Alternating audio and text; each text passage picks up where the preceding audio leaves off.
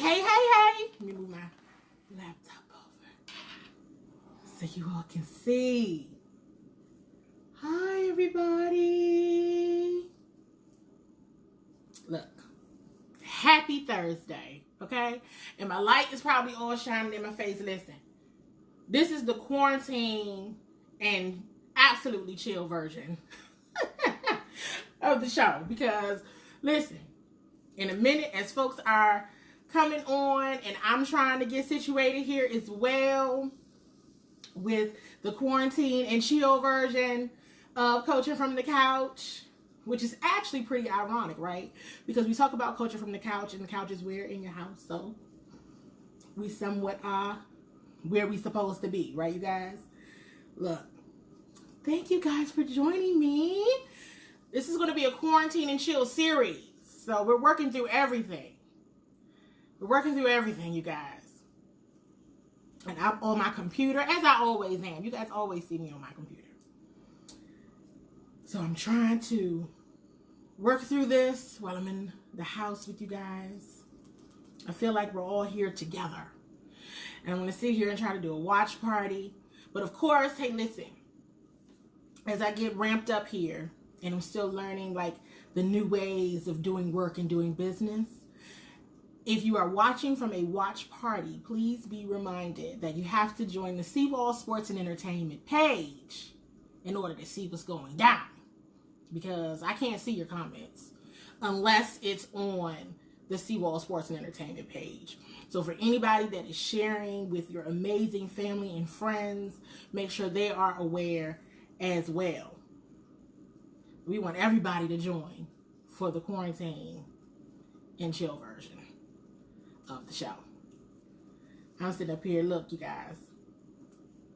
I'm really still trying to bear with me. How are you all doing? Listen, everybody is joining. We're about to have a good time. Quarantine and chill version. Don't even have to stop at 8 o'clock. Okay? We up in here.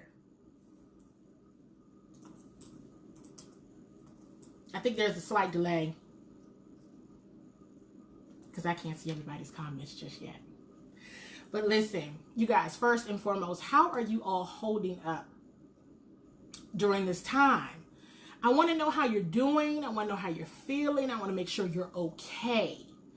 So as I see my mama is on the line as she always is. The CWall team as always. Joy, Sherrod, Faye. I'm going to see my bro Mark Pinkard. Sis, happy birthday to my sis. Sabrina Cox Jared, happy birthday to you, love. Listen, y'all, I'm just up here like, look, whatever y'all like to do today and tonight is what we gonna get on. Really, the only game in town, and that's great. Thank you, Mom, for letting me know that y'all can see and hear me. That's awesome. That's amazing. My god brother is on the line. Listen, everybody is just joining. Y'all needed something to do, didn't you? Y'all really needed something to do. Is everybody bored?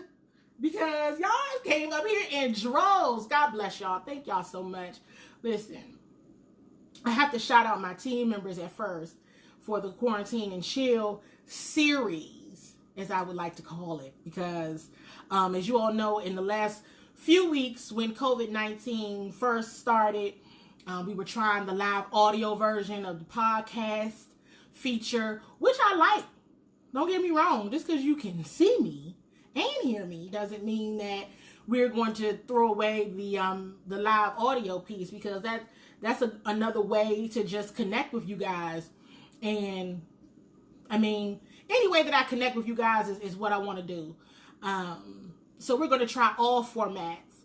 And then, of course, we did see the request of, we want to see you, we want to see you. And I said, you know what? Let's just set it up. And I got to shout out my team members, Sherrod, Mazdak, and Sabrina Fields, who got on the line and responded to my request to make sure this angle looks right. Listen, we're not doing a Warner Brothers production. We're doing a CWall Sports and Entertainment production in the quarantine and chill version, and we gonna make it happen, because guess what? When is there a dull moment in DMV sports? Never. You know what I'm saying? Not ever. Not ever. Okay?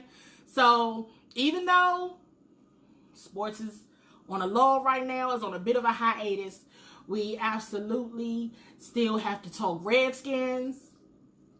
And that is what we're going to talk. Again, just a quick reminder, if you are watching the watch party, you have to hop on over to the CWall Sports and Entertainment page so that we can see your comments live, because I can't see the comments on the watch party version, but I can see on the CWall Sports and Entertainment version, okay? And make sure you all are sharing this show with your DMV sports loving family and friends. So, right now, all we got going on is NFL free agency. And we've had a little bit of those conversations. I think I'm going to go ahead and start the conversation with a bit of drama. Let's just talk about the drama, and let's just get it on out in the open. And that drama would be that of the fact that Trent Williams is still a Washington Redskin. Let's talk about it. I want to hear you all's thoughts. I asked a few questions last week. And we didn't get to it on the show, but I did ask a few questions, and that was, what's fair compensation for Trent? Now, to my understanding, and it's still the same fact of the matter, and that is that the Redskins are not budging on their request of a second rounder for Trent Williams. The Redskins do not have a second rounder in this year's draft. If you recall, and I continue to remind you all, the Redskins gave up that second rounder last year when they traded up for Montez Sweat. Okay. And now here we are without a second rounder and in need of one and asking for one, and have been in the pursuit for a second rounder, and yet Trent Williams is still a Washington Redskin. So the transaction has not happened as of yet. And I'm going to give you all an opportunity to respond below, because I think I can see you all's comments, and share with me honestly what you all believe is fair compensation for Trent Williams. Now I'm going to go back to some of the responses, and I'm going to mention my god brother Ebo. He commented last week, and his comment was, it has to be at least a third rounder. Anything less than that would be uncivilized for a Pro Bowler. So that was his comment. I wanted to read his comment off because I know that he's watching. So I'm going to give you all a minute to really answer this question and think about it. Here's some things that I had to think about. Here's some of the things that's been shared with me. A healthy Trent Williams is still potentially top 3 left tackle in the league. A healthy Trent Williams, right? Okay. As Mark has here, left tackle is a crucial position. It's crucial, very important. Dwayne Haskins has expressed, as we all know, he wants Trent on his blind side. We know. I really want to understand and hear, and I'm going to, as Mark, he agrees with Ebo, nothing less than a third rounder. I'm going to go back to some of the comments. Because Kern Spate says, it's my fellow Hamptonian, says, if you can't get a second rounder, have to get a player in the late round pick. James Weldon says, nothing less than a second. BJ Lucas says multiple picks. He'll take a second and a fourth. My man Sinai says I'll take a third and a player. Another fellow Hamptonian says I'm pretty sure, and this is just a note because he didn't give an answer to the question, but he says something that I like for folks to consider. And that's, I'm pretty sure teams are using the fact that he sat out a season, is injury prone, and is in his 30s as their bargaining chip. So, Dez, third round pick. I see other folks say just third round and move on. And I'm still waiting for an answer. Like I see you saying something about defense. We talking about offense right now. So I'm trying to understand what you mean, because we're talking about offense right now. So as Sherrod says, they need to stand their ground. We're not just going to give him away. I would take a third, but it needs to be accompanied with another pick. Here's my challenge with this whole situation. My challenge with this entire situation is that it should be done by now. Trent's agent has since spoken out loud and said, hey, that number is not our number. That's not the number we're looking for. Not sure what's up with that, where the 20 million came from, but that's absolutely not true. So let's take away the fact of what Trent is asking for, what his agent is asking for, because he just came out and said 20 million, that's a lie, it's not true. So we're going to leave that alone. This pick, my challenge in trying to understand this is, what is the real challenge? What's the real challenge here? And again, I'm going to keep saying, if you're watching on the watch party, because I see notifications coming through, but I can't see your comments unless you're on the CWall Sports and Entertainment page. There's a issue with this, and I don't know what it is. Now, it could be all smoke and mirrors, because another theory is, hey, the deal gets done draft night. Trent goes, the Redskins get their second rounder back. All of this, it doesn't matter. I absolutely understand standing their ground. I would absolutely take a third rounder for him. The Redskins have no reason to believe that the Trent Williams that they're trading isn't a healthy Trent Williams. In their mind, that is a healthy Trent Williams, and they'll take an injured Trent Williams any day of the week. But they got to get the deal done. Again, one theory is it gets done draft night. If it gets done draft night, guess what? We won't see any movement until the end of this month. By Trent, got the second rounder back. It doesn't even matter. But what it is doing, and that is unfortunate, at least in my opinion, to witness and still witness, is that it's continuing to go along the path of the off-season distractions. We don't need that. Just try to keep it low as much as possible. Try to keep the positive vibes going as much as possible. And I think because it's Trent Williams and because the situation has been going on for now over a year, it's going to be a topic of conversation, like we're talking about it right now. But it being a topic of conversation does not align with the fact that Ron Rivera that's not who he is. So in my mind, I'm like, okay, he could just be dropping out all the noise. He could just be like, whatever. But at the same token, this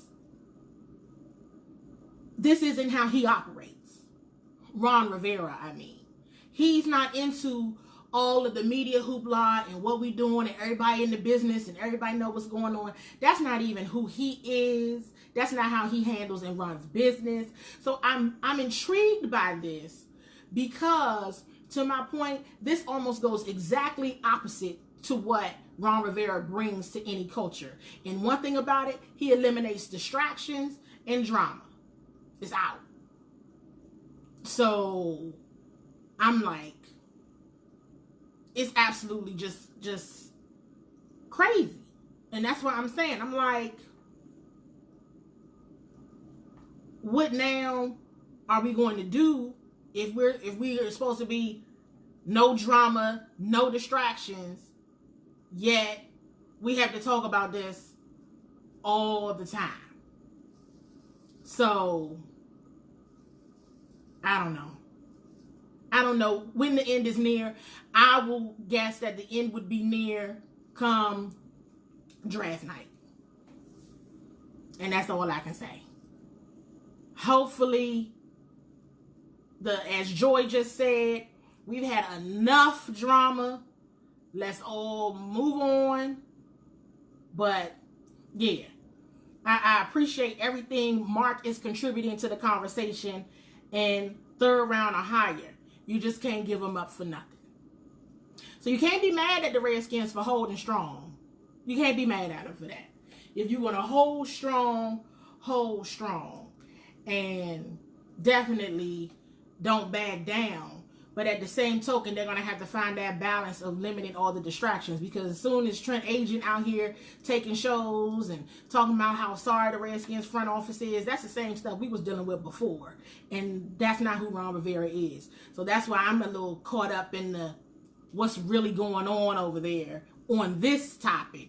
Because we done seen one person, oh, you running your mouth? You can go ahead and go. Goodbye. See you later. So we shall see. We shall see. But it sounds like as a collective, most folks are still okay with the fact. Most, not all, but most are still very much okay with the fact that the Redskins should not budge at all with their requests. So I'm like, I don't even know what's going on with that one, but the noise is getting kind of loud. And at this point, I can't wait until draft night gets here when it's all resolved. Because if it's not resolved by then, I'm waiting for a draft night move for sure. And then, like I said, Redskins get that second rounder back. Already got some people lined up.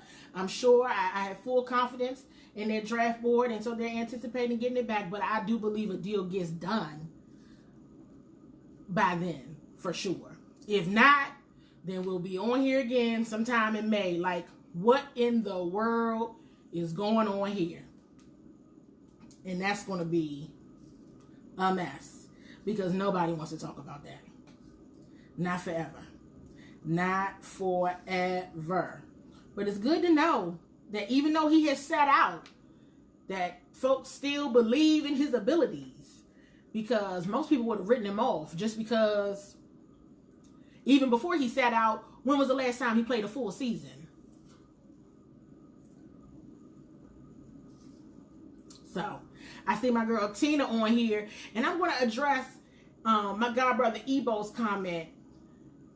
Dunbar didn't want to be here anymore, so they gave him what he wanted. And there's that. That was all that is. Donnie had some personal issues, and maybe it was over $1 million or not.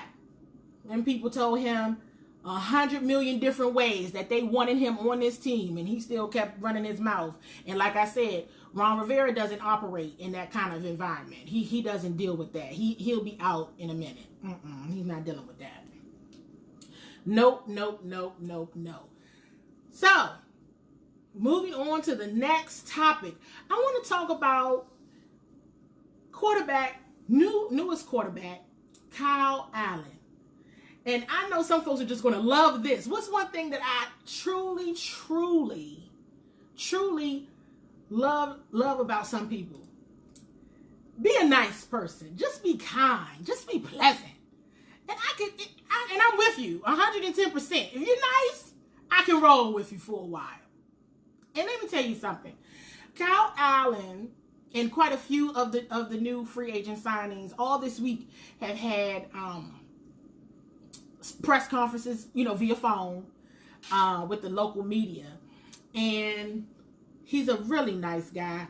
And I wanted to go through some of the transcript here to share with you all, because it's like, one of the first questions was about him working out with Sam Darnold and with Josh Allen. And I'm like, look, people actually work out together in the off season. They're actually supposed to work out. So I said all that to say there's no reason to get excited when you see and you hear people working out, because we should all be working out too, but we're not in the NFL.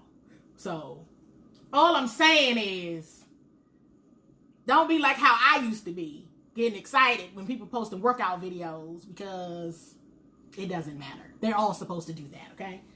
So just wanted to rain on whoever's parade that gets excited like how I used to get about workout videos, because that's a thing and that's what everybody does.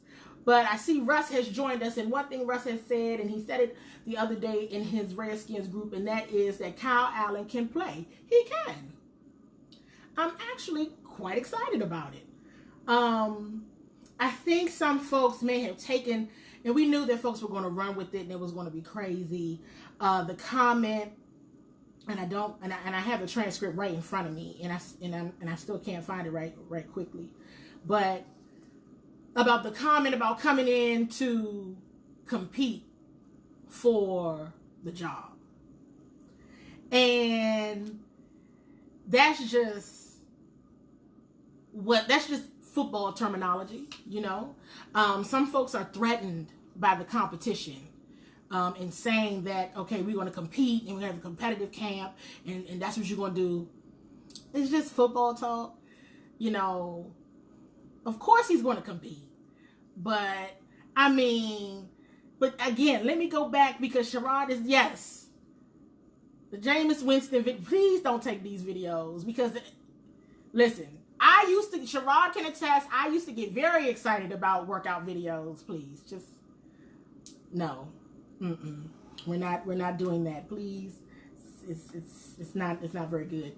But going back to the statement about competition, I don't want anyone to feel like, oh, now Haskins got to compete for his job. Haskins got to do this. Listen, that's what they're there for. They're there to make each other work harder, push harder, all those things. But Kyle understands his position and his role. Now, of course, if something goes down through the season, we gonna handle that as we handle it. But that's what they all say in other NFL teams anyway. So, you know, I had to throw a shady comment in there. But, yeah. I just didn't want folks to get too hung up on the competition piece of it and all of that. I mean, yes, Kyle Allen can absolutely play. And he's excited to be here. He's happy to be here. I'm not going to get into the Ron Rivera soapbox, because you know how, you know, I can get on the, listen, attitude is 50% of it. Half of it is talent. The other half is attitude. And just over the phone, he sounds like he has a tremendous attitude. I want to also talk about the comment he made about Thomas Davis being a leader in the locker room and how he helps lead younger players. And he says, and I'm going to try to read this directly as I possibly can without paraphrasing, but he said, Thomas Davis is a great locker room presence. He's a great dude. We definitely missed him last year in Carolina. I can't even tell what year he is. He's been in the league for a long time, and he understands leadership. I think a lot of people respect him in the locker room. I think people respect him the second he walks in. He's not afraid to lead. He's not a tentative leader. He's a strong vocal leader. So I think every locker room needs a couple of those guys. I don't know if we have them in the locker room yet. I haven't met any of the guys, but I know you want those guys. I'm starting to see a trend here, and I was on a podcast the other day with Fox Sports 1340 AM out of Hopewell, and I said to myself while we were talking out loud on the podcast, I said, you know, one of the things that I'm seeing as a trend of who Ron has brought in, we know some of these are depth signings, we get it, right? But I'm going to go back to leadership and those voices in the locker room and having the right attitude. I think every Redskins fan that is watching right now can honestly say the Redskins as a culture, as a group, haven't really had that as a consistent, strong vocal leaders. They haven't had that from multiple angles in multiple position groups. So I honestly think that is one characteristic that Rivera, honestly, of course, and it has to be, leaders lead other leaders. That's exactly what you want. And that's why at first, of course, when Thomas Davis signed, it was like he's 100 years old in football years. But you know what? It's okay. It's all right. And I'm going to go back because I can see this is. Let me just let y'all know, you all are helping me in my vision, in my sight, because for a minute I was like, I need glasses, but I can kind of see what y'all saying. I'm gonna have to pull up. I'm gonna have to pull some of this up for a minute because I want to see something. I definitely want to see something, because if I think I see what I'm saying. I think there was a question asked about Alex Smith, and I'm smiling. And those of you who know me know why I am smiling, because I like to talk about Alex Smith. Exactly what Sherrod is saying. I'm gonna get back to Alex. Joy won't let me forget. Every coach has their guys. This is what Sherrod is saying here. Thomas Davis knows what Rivera expectations are in the system. And like you said, he is a leader. Hands down. Hands down. You want people that's going to come in here and work and know the system and be an example of no nonsense. That's what we need. And a culture doesn't change overnight. So I know about a week or so ago, I was talking to a few folks about the Super Bowl in Tampa and in relation to COVID-19, and if you still going, this is that and the third. Of course, we just talking all hypothetically. And I was like, yeah, if the Redskins go to the Super Bowl next year, I'm going, but that's not gonna happen. And that's what I said. And no, I don't think that's gonna happen. But I just feel like you'll see the growth in the culture, and it starts with bringing in guys like Thomas Davis and have those mentalities. I saw a couple mentions about Darby. I think Eric Justin might have made a comment about Ronald Darby. And one thing I can say about Darby and Fuller, hey, listen, they got rings. They got championship rings. They got championship pedigree. Whether we like it or not, it is what it is. And you want those types of guys in your locker room. Folks that know what it takes to win. So I'm always an advocate for having that type of culture and that mix in your locker room. Now, of course, because we out here and we quarantine and chilling together, guess what? It's almost 8 o'clock and we can keep talking. So y'all don't have to tell me what else you want to talk about, because I have to get to Alex Smith. I like Alex a lot. I like Alex Smith a lot. And I just hate the fact of what happened to his leg. And I'm just happy that he's in the land of the living. Seriously, I'm being serious. I don't know what, Alex has every intention on playing. And I'm going to say that every time his name comes up. Alex wants to play again, and it would be a heroic story if it happened. And we saw it with our own eyes. But he has really coached up players. He's brought an amazing sense of calm in a ridiculously chaotic environment. And in this culture, at least right now, that's needed and that's necessary. Now, as the chaos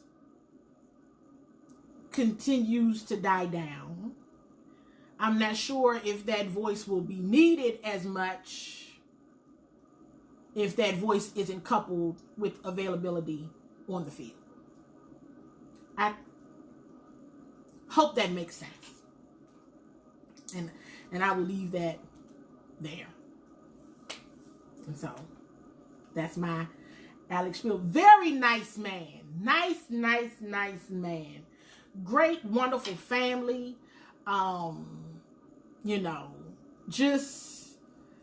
Hey. And if he's not the next GM, Sherrod, he needs to be some sort of like relationship manager, like one of those made up roles, something that is just for like that person. Like I need to find you something to do, and I want you to do it, and I want you to do it here for us.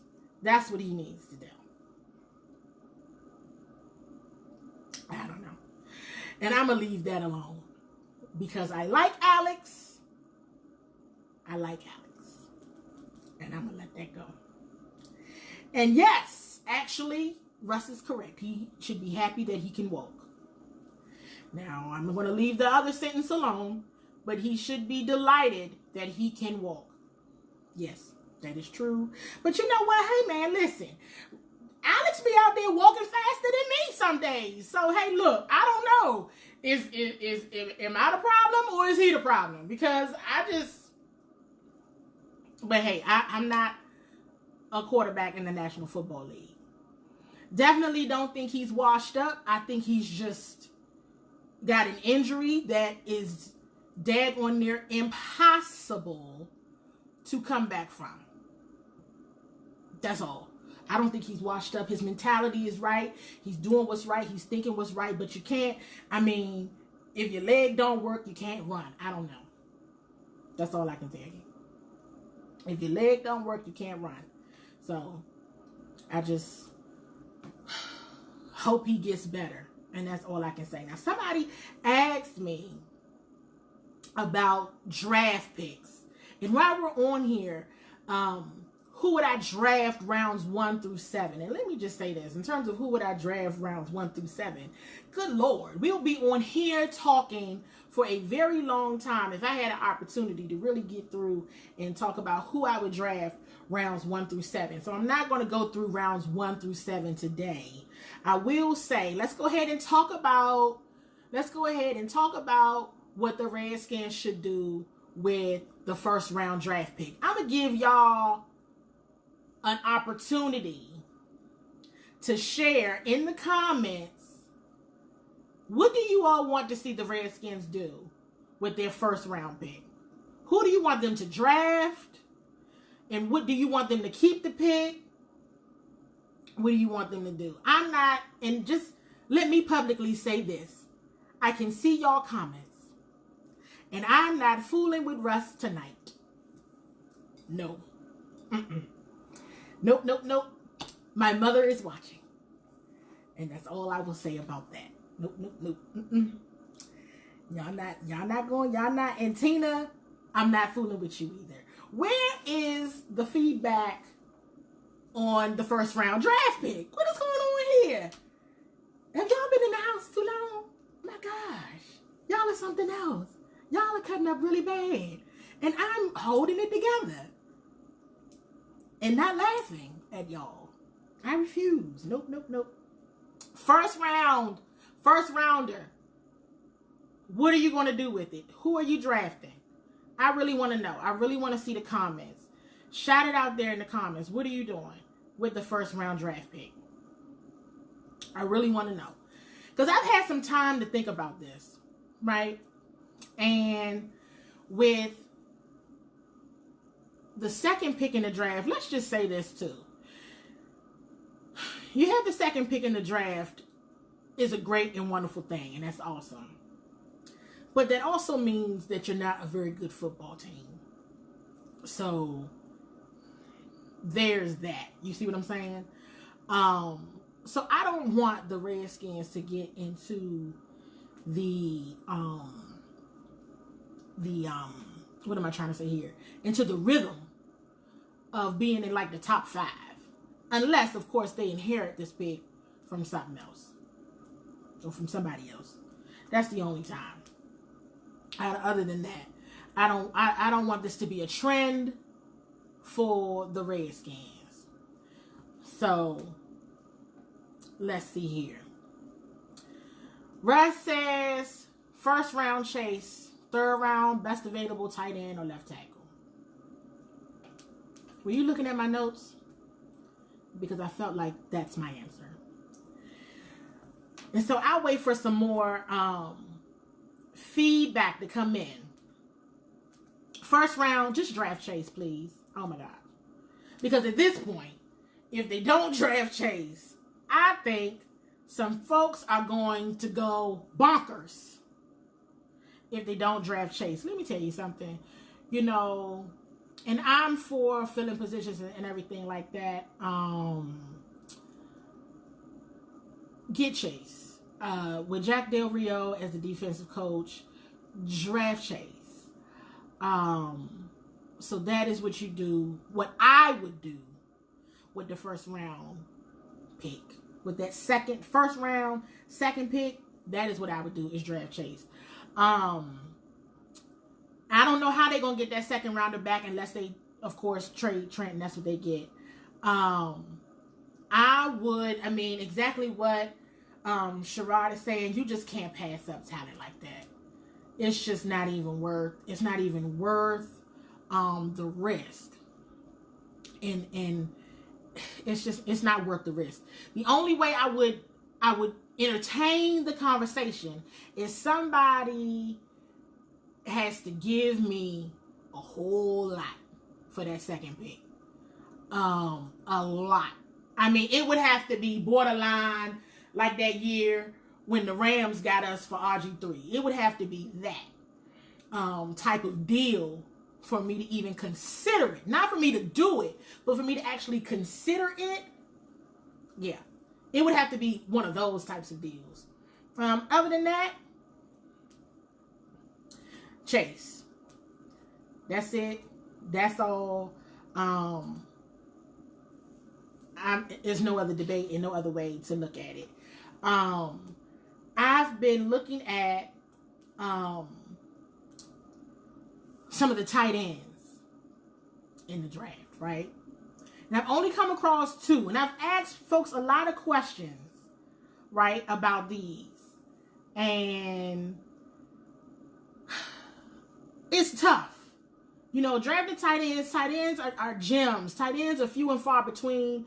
Tight ends are typically someone that you draft anyway, and you coach up and you develop along the way.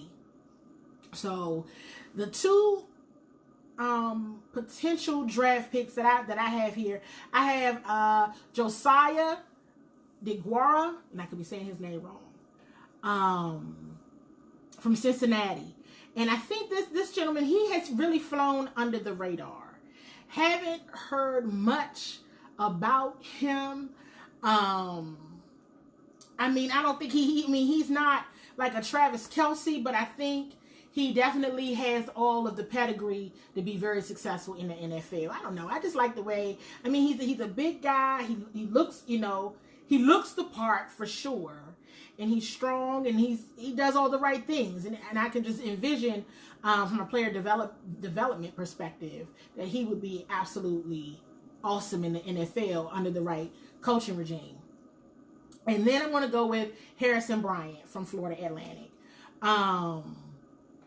He's that tight end, wide receiver hybrid that I guess the league is kind of transitioning to. You know, are you a wide receiver? Are you a tight end? So those are the 2. There's others. Like, I have a list of like 9 or 10. But those are the 2, because I have been saying for about 6 months now, the Redskins don't have a tight end. And I know they signed Logan Thomas, I know, so I can't say that too loud sometimes. But listen, they got to draft a tight end. They got to draft a tight end, I think, early. And I think if one of those 2 guys are available, I would be very happy. Another one, Jared Pinkney. He's good too. I've watched a little bit of film on him, and I like him. I like him. So we'll see. I mean, this is not, tight end is a tough position, but it's a need, because like I continue to say, all of the great offenses that we've seen here in recent years, and just in this past Super Bowl, what they got a mean tight end. And I mean, hey, for what it's worth, that was one of the great things about the New England Patriots. I might as well go ahead and say it. It was Gronkowski.